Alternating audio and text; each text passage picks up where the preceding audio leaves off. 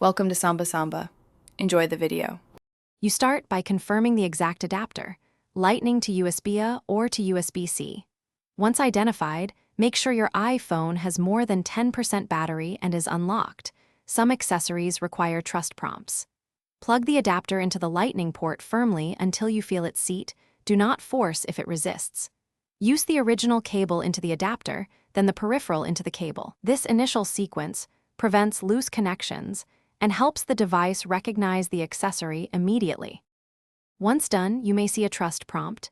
Tap Trust and enter your passcode so the iPhone grants data access. Next, check Settings General About or the accessory app to confirm the device appears. This verifies the handshake.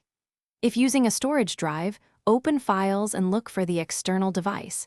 If using audio or MIDI, open the relevant app and select the accessory in Input/Output settings. Make sure power-hungry devices receive external power via a powered hub if needed.